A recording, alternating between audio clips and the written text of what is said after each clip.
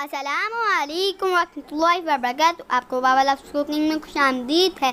आज हम आपके लिए बहुत ही मज़ेदार सॉफ्ट और बटरी टोटिया की रेसिपी लेके आए हैं। हमने 4 कप मैदा लिया है। मैदे को अच्छी तरीके से पहले छान जरूर लेंगे। आधा कप दूध पाउडर शामिल करें, 1 टीस्पून के करीब नमक, 1/4 कप पिघला हुआ मक्खन, 1/4 टीस्पून बेकिंग पाउडर डाल रहे हैं। हम यहाँ पे बेकिंग पाउडर डाल रहे हैं, बेकिंग सोडा नहीं। बेकिंग सोडा बहुत तेज होता है, इस बात का जरूर ख्याल रख लेंगे कि मिक्स अप ना हो जाए। इन सब चीजों में 2 कप गर्म पानी शामिल कर दें। पानी थोड़ा थोड़ा करके शामिल कर देंगे, वरना ऐसा ना हो कि आटा बहुत पतला हो जाए। बात का मतलब यह है कि हम लोगों ने मेजरमेंट से बताई है, वेट से नहीं। और आप जब भी मैदे या आटे को कप से लेते हैं तो मेजरमेंट में फर्क आता है। इसे 5 से 8 मिनट के लिए अच्छी तरीके से गूंथते रहें। खुद ब खुद सिमट जाएगा। हमारा तकरीबन 2 कप पानी लगा है। जब आटा बिल्कुल स्मूथ और सॉफ्ट हो जाए तो इसके ऊपर बटर लगा के कवर कर दें। इसे कम से कम आधा घंटा और ज्यादा से ज्यादा 1 घंटा रेस्ट दे दें। इक्वल पेड़े बनाएं। हमारे तकरीबन 14 बने थे। बॉल्स को बहुत बड़ा नहीं रखना,